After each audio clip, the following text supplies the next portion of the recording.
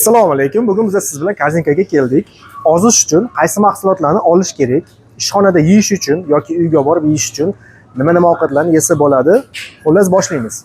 Yoz kelganiga yarasha birinchi boshlayotgan narsamiz bu mana bu Pepsi'lar, kolalar, napitkalar, energetika hammasi. Bularni olishingiz mumkin, ichishingiz mumkin, lekin ozish planini sekin yig'ishtirib qo'yishingiz kerak bu narsani ichaman desangiz. Sababi bu sizga zarar emas. Buni shunchaki shakari ko'p, kaloriyasi ko'p. Ozaman degan odam bu narsani to'xtatish kerak. Yana bir narsa aytib o'tish kerak albatta. Pepsi Zero'lar bor, Coca-Cola Zero'lar bor.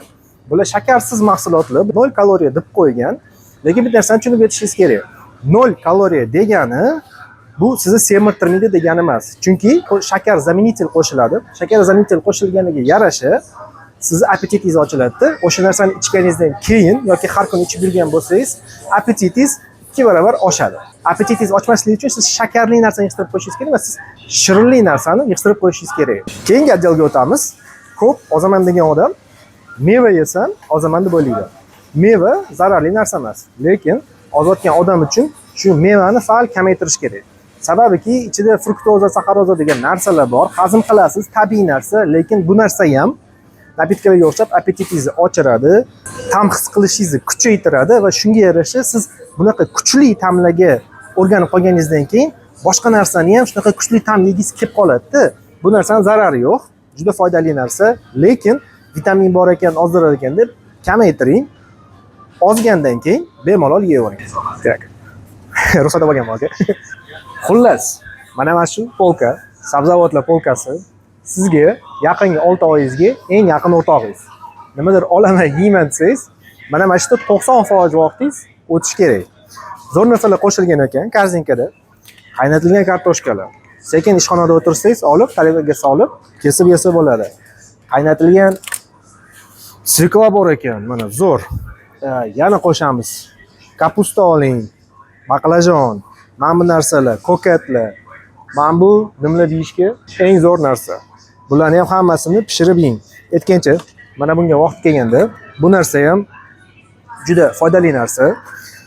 Bir xillada juda shirin qiladi. Upakovkadagisini, ko'chadagisini shirin qilmaydi, tuzli qiladi. Shirin qilinmaganini olingda, yeyish harakatini qiling. Bu narsani ham solamiz, bu narsa juda foydali. Qolgan mahsulotlarni ham bitta-bitta olib qo'yamiz. Mana bu narsalarni olib o'zini yesangiz ham bo'ladi, salat qilib ham yesangiz ham bo'ladi. Umuman bosishingiz kerak. Bu narsani ham olamiz. Kokatlardan olamiz, albatta hammasini terib olamiz. Tak, bu narsalar solinadi.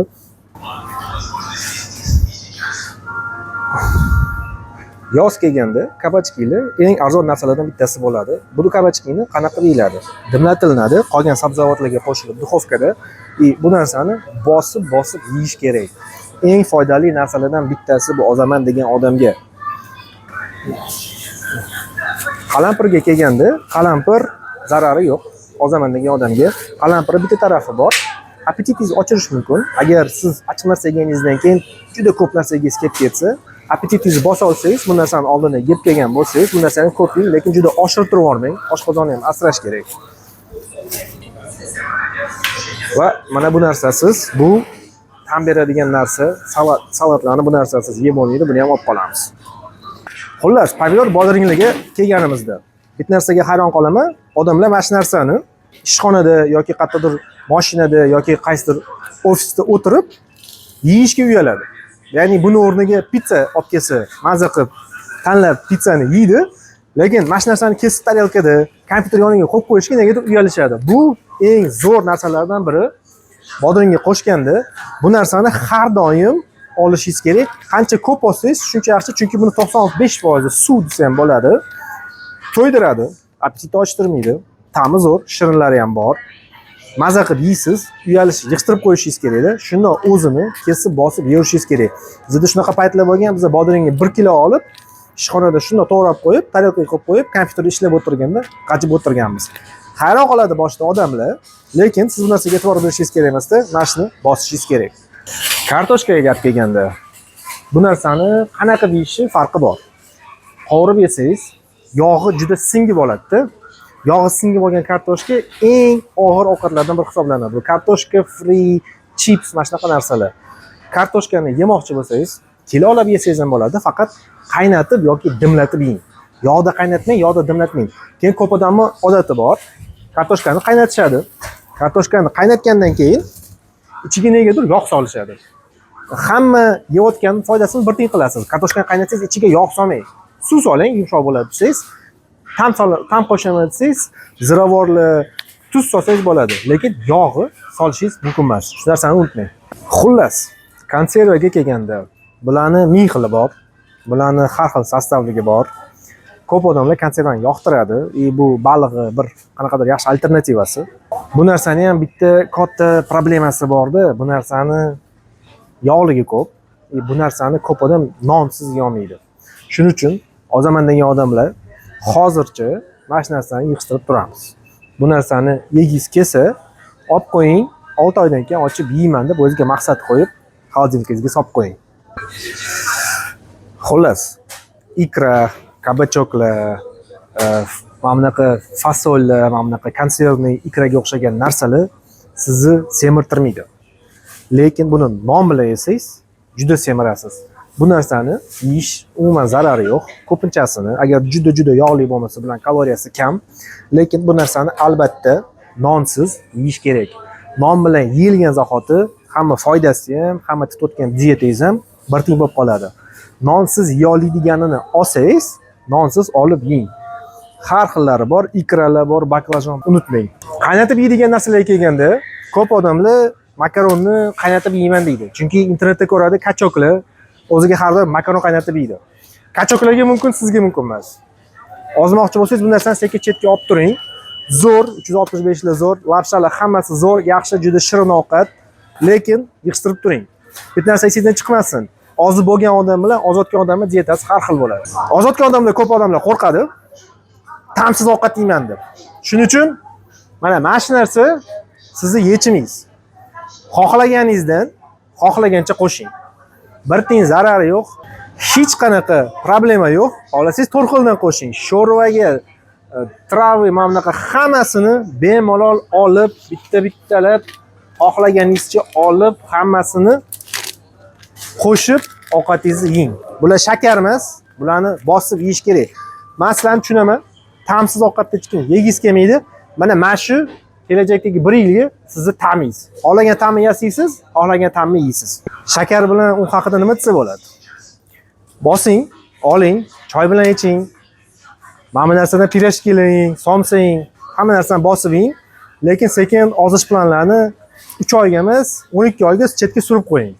Chunki bu narsa bilan bu narsa sizni ozish planlaringizni shunchaki to'xtatib qo'yadi. Bir hafta mana shu narsani ichmasdan, bir kuni 3 ta krujka bilan shakar choy iching, bir hafta dieta tutganingiz 0 ga chiqib qolishi mumkin. Shuning uchun bu narsani ozaman degan odam 6 oyga, 1 yilga unutib yuboramiz. Videomizni eng muhim qismlaridan bittasi. O'zbekistonda ovqat yog'siz bo'lmaydi. Osh, manti, sho'rva, mastava hamma ovqatga yog' qo'shiladi. Problema shundaki, yog' sizni eng semirtiradigan narsa. Bu narsani siz umuman yeyishingiz kerak emas. Umuman. Zarar demayman, foydali joylari bor, lekin hattoki tuxum qovurib yesangiz ham yog'da hamma yegan tuxumingizning foydasi bir teng bo'ladi-da. To'g'ri, uydagilar uchun bu narsa kerak. Shirin ovqat uchun bu narsa kerak, lekin sizning maqsadingiz shirin ovqat yeyish emas, sizning maqsadingiz ozish. Bu narsa sizni eng katta dushmaningiz. Yana bitta narsani aytib o'tish kerak. Ko'p odamlar o'ylaydi, mana shu zaytun yog'ini ichsam, zaytun yog'ini qo'shsam, boshqacharoq, foydaliroq, ozdiradigan deb o'ylaydi. Umuman ozdirmaydi. Oddiy yog'izdan ta'm bilan sostavida farqi bor, lekin hali ham yog' bo'lib qolaveradi. Siz uchun yog' umuman mumkin bo'lmagan narsa. Juda ko'p odamlar mana shu narsani zo'rligini bilishmaydi. Eslab qoling, bu narsa juda kam kaloriyali narsa, juda to'yimli narsa desa ham bo'ladi va juda shirin narsa. Bu narsani har kuni olib yesangiz ham sizga umuman zarari yo'q. Mana 365 kunlik bodring pomidorlar bor ekan. Bu narsani даже ishxonada o'tirib ham men tarelkaga solib yeb o'tiraman yoki vilkani olib bankasini o'zidan yeb o'tiraman. Haqiqatan ham kompyuter ustida ishlayotganda. To'g'ri, yana bir bor odamlarga g'alati ko'rinadi, odamlar boshqacha tushunadi, kulishi mumkin, lekin sizga sog'liq muhimroq. Mana shu narsani bosamiz. Bundan keyin garoshek,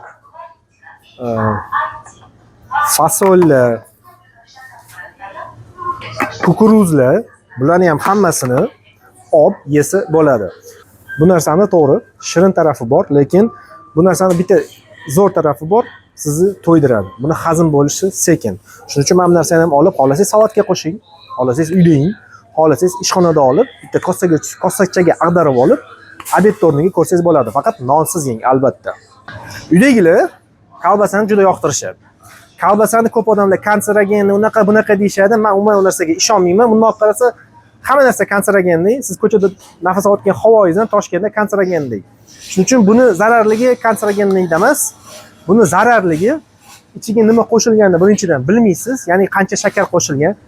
99% kolbasa shakar bilan qilinadi.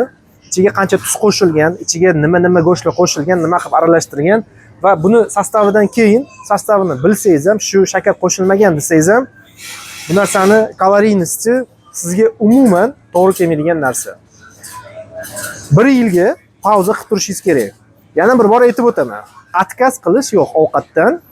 Ozayotgan odam bilan ozib bo'lgan odamni dietasini farqi bor. Ozayotgan odam uchun bu narsa mumkin emas. Ozib bo'lgan odam uchun ertalab tuxumlar 2 ta dona kesib qovurish umuman zarar joyi yo'q. Shuning uchun 1 yilga pauza qilib turamiz, keyin xudo xolasa bosib olamiz. Lapshalarni yoqtiradigan odamlar. Yegiz kelyaptimi? Yeng. Mana shuni olingda, qaynatingda, non bilan bitta bosib yengda, bo'ldi. 24 soatga boshqa hech nima yeyishingiz mumkin emas. Mana shu narsaning kaloriyasi o'zi 1 sutkalik energiyani sizga beradi. Ana bir zo'r istoriya borda, mana shu narsani o'ylab topgan odam 98 yil yashaganmi, 94 yil yashaganmi, har kuni mana shu narsani yegan deb chiqishganda, u ko'p yashaganining sababi mana shu narsani bir kunda bir mahal yegan. Bo'ldi. Mana shuni bittasini non bilan yesangiz, 1 sutkalik energiyangiz ozotgan odam uchun. Ozib bo'lgan bo'lsangiz, 2 ta yeyishingiz mumkin, nari borsa. Lekin meni taklifim ozayotgan paytda yig'ishtirib qo'ying. Men o'zim juda yoqtiraman. Kimchilardan, achchiqlardan, lekin bundan ham battar, bu umuman 2 kunga yetadigan energiya sizga beradi. Xullas, kashalarga gap kelganda, kashalarni yeyish juda foydali, lekin bitta narsani unutmang. 90% kashalar, mana shunaqa krupali narsalar, qaynatib yeydigan narsalar juda kaloriyli narsa. Faktiski non bilan farqi yo'q. Juda to'ydiradigan narsa. Shuning uchun bu narsani ko'pincha yosh bolaga yedirishadi. Ularga energiya kerak, ular o'sishi kerak. Sizga esa tavsiya qilmayman. Ertalab ham kechqurun ham yeyishga. Ozganingizdan keyin mana shu narsalarni qaynatib yeyaverasiz. Chunki semizli paytingizda bu narsani yesangiz ham ko'p yegiz kelib qoladi. Problema shunda. Kam ob'yomida juda ko'p energiya bor, siz juda ko'p yegiz kelib qoladi. Bittada 300 grammini yesangiz mana shuni 1 kunlik kaloriyangizni yopgan bo'lasiz. Undan keyin hech nima yeya olmaysiz. Shuning uchun yig'ishtirib turamiz. Xullas, bananga gap kelganda, ko'p odamlar, semiz ozmoqchi bo'lgan odamlar o'ziga atmaska topadi. Kuniga 2 ta banandan ko'proq yeyish mumkin emas, palon narsa bor ichida, piston narsa bor, temiri ko'p, bunaqasi ko'p deb. Bu narsa umuman sizga tegishli emas. Kuniga 2 ta yeng, 3 ta yeng, yarim kilo yeng, 1 kilo yeng. Men har kuni kamida 2 ta dona yeyman. Hech qanaqa zararni ko'rganim yo'q, foydasidan tashqari. Bosamiz. Nimadir qaynatib yeyman desangiz, mana shu turgan hamma narsalar sizga to'g'ri keladi. Guruchdan tashqari. Guruch zo'r narsa. Guruch ko'p odam qaynatib yesam ozaman deb o'ylaydi. Guruchning bitta tarafi bor. Sizni tez ochtiradi. To'g'ri, semirtirmaydi, lekin to'ydirishi juda sal kamroq. Qolgan narsalarga kelganda, mosh qaynatib kilolab yeng. Bu sizning eng yaqin o'rtog'ingiz. Grechka. Bu sizning sabzavotlardan keyin nomer 1 ovqatingiz. Qaynatib buni ham yeyishingiz kerak. Eng zo'r tarafi, uyga kelganda hamma osh yeyapti, hamma tort yeyapti, hamma somsa yeyapti.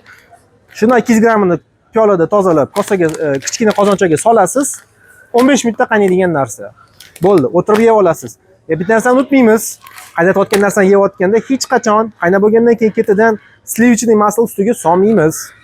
Hamma qaynatib yeganingiz bir tiyin bo'lib qoladi. Buni yog' bilan yesangiz. Lekin olamiz. Garoq. Buni ham qaynatib yeng, lekin ehtiyot bilan, gazlar ko'paytiradi. Kechqurun yoki ishxonada hech kim qo'rqitib yormang. Va fasol va shunga o'xshagan narsalar, boshqacha garoqlar ham bor. Bular narsani ham olamiz. Tayyor turadi. Buni qaynashi juda uzoq, 2 soatda qaynashi mumkin. Uydagilarga aytib qo'ysangiz, shirin qilib ovqat qilib berishadi. Boya ta'mlar haqida gapirganimizda ziravorlarni taklif qildim. Chunki ozodgan odam baribir quruq qaynatilgan narsani yemaydi, ziravorlarni qo'shib yeydi. Ko'p odam ta'm qo'shish mumkin ekan, shirin bo'lmasa bo'ldi deb mana shu ketchuplarni, dabavkalarni, souslarni qo'shib yeydi. Bu narsani qo'shsangiz, siz o'sha qaynatilgan narsani yeyotganingizni, o'zingiz diyeta tutayotganingizni 100% 0% qilasizda, bir tiyin qilib qo'yasiz qilayotgan ishingizni. Undan ko'ra sekin tuxum qovurib yeb qo'ysangiz non bilan ham xuddi shu narsa bo'ladi. Bu narsalar shirin, zo'r, zarari bor demayapman. Bu narsani yesa bo'ladi. Lekin bu narsani hammasining ichiga yog' qo'shilgan bo'ladi. 99% ichida yog' bor va shunaqa ko'p holatlar bor, ketchuplarni, mayonezlarning ichida shakar ham ancha qo'shilgan bo'ladi. Shuning uchun ta'm qilaman desangiz, mana shu narsa sizning tanlovingiz emas. Xullas, yoz kunlari kirib kelyapti. Mana shu yerdagi hamma narsa yozda ham, qishda ham, bahorda ham, kuzda ham sizga mumkin emas bo'lgan polka. Mana shu yerda nima turgan bo'lsa, hammasini yig'ishtirib qo'ying. Ozgan odam ichaveradi. Siz ichmaysiz. Shakarsiz yozilganmi, shakar bilan yozilganmi, nimadir boshqa narsa yozilganmi, energetiklar, chipslar, semichkalar, kiriyeshkalar, hamma narsalar, Cola Zero hammasini yig'ishtirib qo'yamiz 1 yilga. 1 yildan keyin kuniga 0.5 Pepsi ichib, o'zingiz his qilishni boshlaysiz. Sal to'ydirganini. Hozir semiz odamga bu narsa kaloriyasi bo'lmasa ham appetitingizni ochiradi. Kaloriyasi katta bo'lsa ham to'ydirmaydi. Oz oling, maqsadga erishib oling. Mana shu narsa hammasi sizniki. Tovuqga gap kelganda, mana shu eng zo'r narsa. Har kuni yesangiz ham zo'r. Faqat yana bir bor. Bu narsani qovurib yemang. Bu narsani dimlating, bu narsadan sho'rva qiling, bu narsani nonsiz yeng. Lekin har kuni iloji bo'lsa mana shu bitta kusogidan 200-300 grammidan qaynatib, dimlab bosib oling. Ketchupsiz, dabavkalarsiz, hech qanaqa souslarsiz, faqat ziravorlar bilan. Ko'p odamga qiziq, go'sht yeyish kerakmi? Qancha yeyish kerak, nima yeyish kerak? Bitta narsani eslab qoling. Go'sht ham 10 xil bo'ladi, uni iste'mol qilish ham 10 xil bo'ladi. Masalan, juda zo'r go'shtlarni qo'yib qo'yishgan. Go'shtda juda ko'p yog' bo'lsa, yog' baribir yog' bo'lib qoladi. U yog' moldan chiqqanmi, boshqa narsadan chiqqanmi, bu yog' sizni semirtiradi. Kaloriyasi juda kuchli. Go'sht yesangiz, ikkita kriteriyaga e'tibor bering. Birinchidan, yog'da pishirmang go'shtni. Qovurmang yog'da, yog' qo'shib pishirma qilmang. O'zini dimlatib yoki qaynatib yesangiz bo'ladi. Ikkinchisi, go'shtingiz toza bo'lsin. Qancha go'shtingizda yog' kam bo'lsa, shuncha sizga foydaliroq. Toza go'shtni bosib yeng. Ko'p odamlar o'ylaydi, gazirovkaning zarari bor deb. Gazirovkaning zarari yo'q. Endi 5 litr ichmasangiz, bu narsani ichuvering. Bu narsa ichiga shakar qo'shilmagan bo'lsa, bemalol ichuvering. Chunki men o'zim bitta xato qilganman. Gazirovkani umuman tashab qo'yib, Pepsi'ni tashab qo'yib suv ichganimda, og'zimda mana shu gaz zirovkani his qilgim kelardi. O'zimni tutolmay yana qaytib Pepsi'ga o'tardim. Keyingi safar qanaqadir napitka ichmoqchi bo'lsangiz, oddiy gazirovkadan oling, iching. Mana bu suvlar hammasi siz uchun ichimlik. Yana bitta aytadigan gap bor. Ko'pincha odam mana suvni yonida turibdi, bu ham suvdek bo'lsa kerak, unchalik emas deb o'ylaydi. To'g'ri, bu narsani kaloriyasi Coca-Cola deymiz, Pepsi deymiz, lekin yana bir bor. Bu ta'mli suv. Bu sizni appetitingizni ochiradi, ochligingizni kuchaytiradi. Bu narsani ichmay turing. Ko'p odam o'ylaydi, mevali sok ekanmi, meva-ku deydi, ichadi. Birinchidan mevali soklar hech qachon shakarsiz qilinmaydi, dabavkasiz qilinmaydi. Bu narsa chiroyli qilib aytganda, gazirovni napitkadan battarroq, ya'ni yomonroq emas, gazirovni napitkadan ko'proq energiya beradi. Bu narsani ozodgan odam uchun do'st yo'q. Plan ham qilmaysiz. Yana bitta shunaqa tarafi bor. Ko'p odamlar mana shunaqa kichkinasini ichsam, hech nima qilmaydi-ku, bir kunda bir marta deydi. To'g'ri, energiyasini juda ko'p bermasa ham, appetitni yana bir bor, ochtiradigan narsa. Siz ta'm his qilishingizni 100% ga ko'tarishingiz kerak, hozirgi 20% dan. Mana shunaqa shirinli narsalarni ichib, yana ta'm his qilishingizni qaytib progressini pastga tushirasiz. Hatyobi 2 oyga umuman mana shunaqa shirinli narsani ichmay turing. Saldan keyin o'zingiz xohlamay qolasiz bu narsani, chunki sizga juda pritirni tuyuladi bu narsa. Xullas, mana bu narsani semiz bo'lganimda juda yoqtirganman, to'g'risi. Nonga surib yeyishni o'zi yetadimi bu narsa? Ertalab issiq choy bilan nonga surib yeyingiz. Oling, yeng, lekin yana aytib o'taman. Shu yegan kuningizni sekin o'chirib tashlang ozayotgan progressingizdan. Sal ko'proq yeb qo'ysangiz, non bilan, mana shuni yo nonga surib, shakar choy bilan bir haftalik progressingizni yeb, sekin bunda o'chirib qo'yingda, annullировать qilingda, keyingi haftada yana noldan boshlang. Maslahat beraman yeyishga ozganingizdan keyin. Shuning uchun qaytib qo'yib qo'yamiz.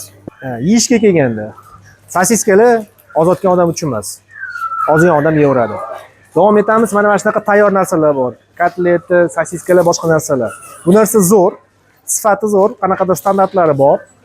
Bu narsani birinchidan har doim yog'da tayyorlaysiz, shuning uchun maslahat bermayman. Ikkinchidan bu juda kaloriyli narsa. Buni ham hozircha sizga maslahat bermayman. Kelajakda qorningiz tez to'yadigan bo'lganda, ozganingizda mana shu narsalarni bosib yeysiz. Keyin o'tamiz pelmenlar, vareniklar. Bu narsa ham unli narsa, go'shtli narsa. Eng kaloriyli narsalardan bittasi. To'g'ri, buni qaynatib yesangiz bo'ladi. Balki foydasi bordir, lekin bitta yomon tarafi bor, to'ydirmaydi. Yeysiz, mana masalan, men hozir shu turishimda yarim kilo pelmenni qaynatib 2 kosani yesam ham 3 soatdan keyin qornim ochadi. Shuning uchun bu narsani ham yig'ishtirib turamiz. Ozayotgan odamlar ozganingizdan keyin sekin-sekin boshlasangiz bo'ladi. Xo'sh, tuxumga keldik. Tuxum sizni 3-chi eng yaqin o'rtog'ingiz desa ham bo'ladi. Tuxumdan zo'r narsa yo'q. Yana bir bor, tuxum yog' bilan aralashtirsa, slivishniy maslaga qovurilsa, zaytun yog'iga qovurilsa, oddiy yog'ga qovurilsa, foydasi bir tiyin bo'ladi. Tuxumni yeyman degan odam tuxumni qaynatib yeyish kerak. Keyin juda ko'p fikr bor, ana tuxum ichida xolesterin bor, jeltogen ichida xolesterin bor degani. Endi masalan sizga qaynatib yeyish kerak deganda kuniga 15 tasini qaynatib yeysiz-ku. Kuniga yesangiz 2 ta 3 ta yersiz, kechqurun yoki ertalab. 2 ta 3 ta yesangiz hech qanaqa zarari yo'q. Bosing va yana aytib o'tgandek, yog'li narsani yemaymiz davomimizni. Tuxumni jeltogen ichida yog' bor, yog' yaxshi. Mana shdagi porsiyadagi yog' siz uchun eng foydali narsa. Ustiga tuzni qo'shib, qaynatib, maza qilib yering yoki salatga soling.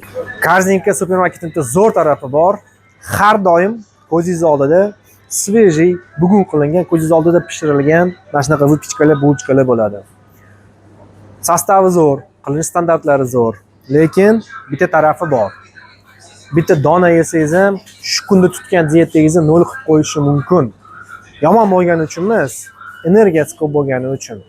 Shuning uchun shirinlik yemoqchi bo'lsangiz, qanaqadir o'zingizni xursand qilmoqchi bo'lsangiz, korzinkalardan tavsiya qilaman. Mana shunaqa narsalarni yeyishga. Ozmoqchi bo'lsangiz, yaxshi kunlargacha mana shu narsalarni to'xtatib turing. Xudo xolasa 1 yildan keyin 30% vazn tashlaganingizdan keyin mazza qilib yeb yurasiz, choylar bilan, kofelar bilan. Eng yoqtirgan joyga yetib keldik. Hamma odam ozmoqchi bo'lgan odam, figura ushlab turmoqchi bo'lgan odam yogurt yeydi. Yogurt, to'g'risini aytaman, yogurt yegandan ko'ra Coca-Cola iching. Yogurt yomon degani emas. Yogurt yesa bo'ladi. Bitta maslahatim bor. 0.1% yog'li yogurt.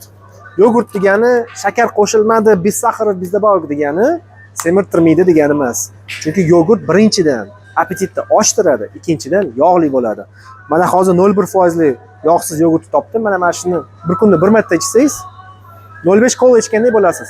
Effekti bir xil. Shuning uchun qaytib qo'yib qo'yamiz bu narsani. Yogurtni o'rniga ancha-muncha ichadigan yeydigan narsa bor.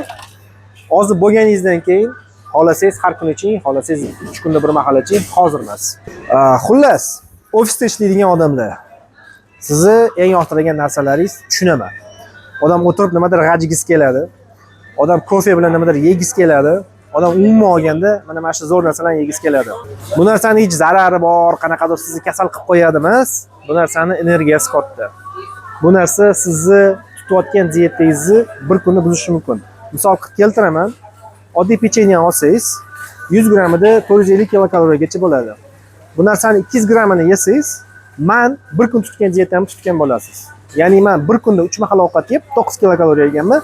Siz mana shuni choyga qo'shib yeb qo'ying bir kunda, bo'ldi. Men dieta tutgan bo'ladi. Mendek dieta tutgan bo'lasiz. Yana bir tarafdan aytib o'tish kerak, bu narsalarning eng yomon xislati bu narsalar to'ydirmaydi. Umuman masalan, oddiy pechenyega, vafliga yo nimadirga to'yaman desangiz, 1 kilo, 1,5 kilo yeyishingiz kerak. Faktiski 10 kunlik, 15 kunlik yeydigan energiyangizni bir kunda yeysiz. To'ydirmasligi uchun, energiyasi katta bo'lgani uchun uglevodli deydi bu narsani. Sizga bu narsani bilish shart emas. Yig'ishtirib qo'yamiz. ozgan kunlargacha. Xullas, shokolad yemoqchi bo'lgan odamlar, mana hamma shokoladlar zo'r, kачественный, lekin bular yana bir bor to'ydirmaydi, semirtiradi. Bitta zo'r maslahatim bor, shokolad yemoqchi bo'lganlarga, mana shu orada qidirasiz achchiq, zaharli, shakar solinmagan shokoladlardan. Misol qilib olganda 99% qora shokolad bor. Shokoladsiz, masalan, choy ichayotganingizda shokoladsiz yeyolmasangiz, mana shu narsani oling, 99% qora shokoladni oling, shakar qo'shilmagan, choy bilan bosing. Bu narsani bitta zo'r tarafi bor. To'g'ri, bu ham semirtiradi, kaloriyasi ko'p. Bu narsani zo'r tarafi bor. Appetitingizni bosadigan darajada achchiq shokolad bo'ladi. Mana shu narsani yesangiz, appetitingiz shundoq 1 soatga yopiladi. Keyingi 1 soatdan keyin nimadir yegiz kelib qoladi. Shirinlik yeyish xohlayotgan odamlar, shirinlik yemasdan tura olmaydigan odamlarga ham mana shu achchiq qora shokoladlarni maslahat qilaman. Boshida o'zingizni shirinlik talabingizni, xohishingizni kamaytirish uchun. Chunki bu narsadan keyin odam hech qanaqa marojniy, parojniy, shirinlik, qanaqadir pechenye yegiz kelmaydi. Bu mahsulotlarga kelganda, shakarsiz degani semirtirmaydi degani emas. To'g'ri, polka zo'r. Sportsmenlarga, diabetiklarga juda zo'r mahsulotlar, lekin haqiqatdan ham shakarsiz degani bu sizni semirtirmaydi degani emas. Bularning kaloringizni shakarlilar bilan faktiski bir xil yuradi. Ya'ni siz shakarsiz pechenye yesangiz, shakarsiz batonchik yesangiz, shakarli batonchik yeganingiz bilan bir xil bo'ladi. Shuning uchun bu narsani hozircha yig'ishtirib turamiz, kamaytirib turamiz, lekin bitta исключение bor. Men o'zim ham sizlarga tavsiya qilaman. Umuman olganda, shakarli, shirin narsa yegiz kelyaptimi? Marhamat, o'tiring, bemalol. Siz shakar o'rnini bosadigan saxarozametil ichishingiz kerak. Mumkin. Men o'zim masalan mana shunday ichaman, reklama emas bu. O'zim olib ichaman, lekin bitta tarafi bor. Bu hamma odamning organizmi har xil reaksiya beradi. Boshida bitta-ikkita iching, reaksiyani ko'ring, qorningiz g'urilladimi yo'qmi, nima bo'ladi, qanaqa bo'ladi? Sizni ochtiradimi yo'qmi? Agar to'g'ri kelsa, mana shu saxarozametilni iching. Lekin bu ham ko'p ichish emas, bu boshida sizni shakarli narsa xohlab yeyishga qiynalayotganingizda 2-3 hafta o'tib bu narsani ham kamaytirish kerak. Og'zingizga ta'm hissiyotini kamaytirishingiz kerak. O'zbekistonda choysiz kun o'tmaydi. Choylar zo'r. Maslahat beraman. Qo'shimchalasiz. Shakarsiz, oq sutsiz, qanaqadir slivkalarsiz choy o'zini iching. Appetitingizni bosadi, energiya beradi, quvvat beradi va ozdiradi. Yana bir narsa. 3 v 1 kofelar. 3 v 1 kofelarni yomon tarafi bor. Ishxonada ichsangiz ham, uyda ichsangiz ham, bularning sostavida 80-70% gacha ichi shakardan iborat. Siz faktiski ozgina kofe bilan juda ko'p shakarni suv bilan aralashtiryapsizda, ichyapsiz. Shuning uchun kofe ichaman degan odam любой brendli, oddiy qora kofeni olasiz, ichasiz. Kim mana shu kofeni ta'miga chidolmasa, chunki men semiz bo'lganimda, Pepsi, Colalar ko'p ichib yurganimda, kofening ta'mi yoqmasdi. Achchiqdek tuyulardi. Bir narsani aytib o'tishim kerak. Mana shu narsani ta'miga kelajakda o'rganib ketasiz, qachonki siz shirinlikni yig'ishtirib qo'ysangiz. Shirinlikni yig'ishtirganimdan keyin 3 hafta o'tgandan keyin kofeni ta'mi shakarsiz, dabavkasiz menga shirindek tuyulishni boshladi. Sizda ham xuddi shunaqa bo'ladi. Agar 3 haftaga shirinlikni og'zingizga ta'm berishni to'xtatib qo'ysangiz. Bittasini qo'shamiz. Sutli mahsulotlarga kelganda aytadigan gap ko'p. Buni sizga zarari yo'q. Ozodgan odam uchun zo'r narsa, lekin bitta tarafiga har doim e'tibor berishingiz kerak. Yog'lik foizi. Masalan, kefir olayotganingizda, qattiq olayotganingizda bir xil 5% bor, 3% bor, 2% bor. Sizga eng muhimi eng kam foiz yog'ligini har doim tanlash. Xohlaganingiz iching yog'i, lekin 1% yoki 0.5% iching. Masalan, yog'likka kelganda qaymoqli, smetana, slivkalar 15, 20, 40, 50% yog'lilar bo'ladi.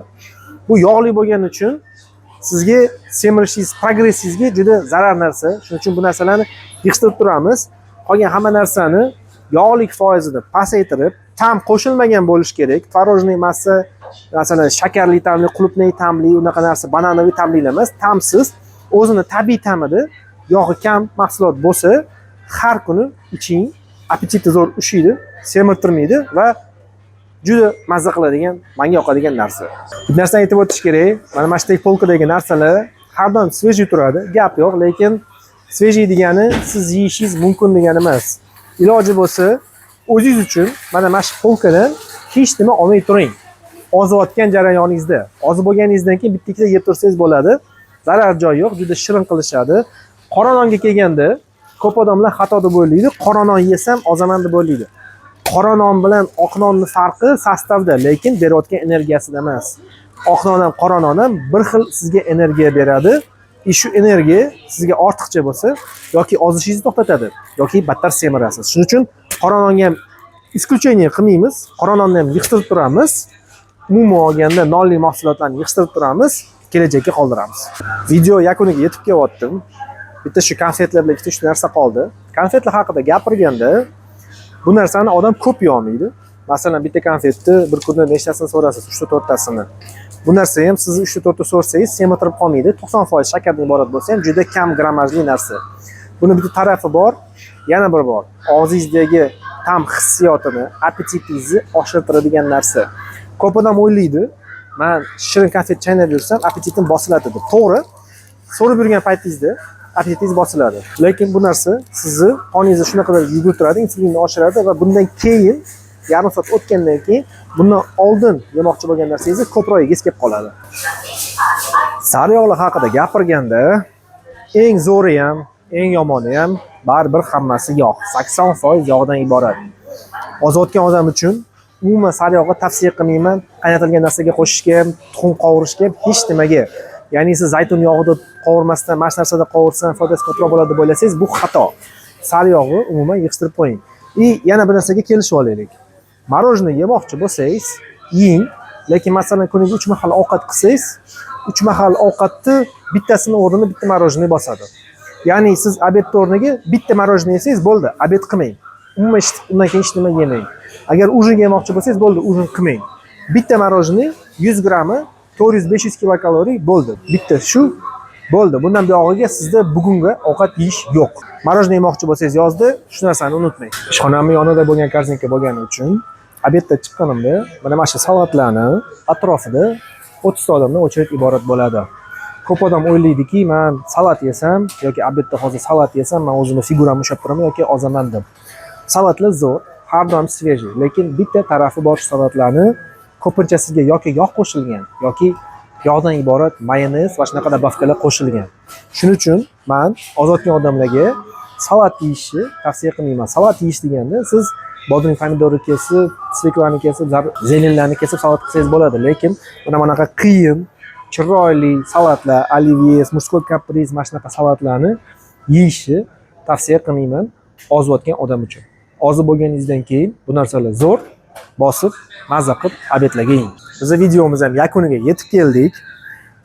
Iloji boricha hamma produktlardan tushuntirib o'tdim. Savollaringiz bo'lsa, обязательно kommentariy qoldiring. Telegram kanaliga obuna bo'ling. O'sha yerda har bir alohida har bir produktni analiz qilib, nima yeyish mumkin, nima yeyish mumkin emas, har kuni nima yeyishingiz kerakligini yozib o'taman.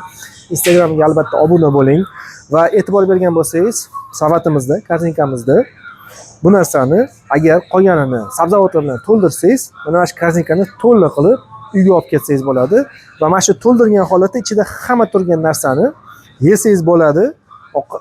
O'zini yoki qaynatib yoki dimlab yoki pishirib yesangiz ham bo'ladi. Ovqat tayyorlayotganda bitta oxirgi maslahatim bor. Yog'siz ovqat tayyorlash harakatini qiling. Bu narsani ko'p yo'llari bor. Bu narsani internetda ancha-muncha retsepti bor. Uydagilarga ham aytib qo'ying. Ovqat tayyorlayotganda qancha ko'p yog'siz ovqat tayyorlasangiz, shuncha ozishingiz tezroq bo'ladi. Xullas, hamma bilan xayrlashaman. Korzinkaga rahmat aytaman. Mana shunaqa videolarni olishga ruxsat berganiga. Xudo xolasa bundan buyog'iga undan ham zo'r videolar bo'ladi. Yaxshi qoling.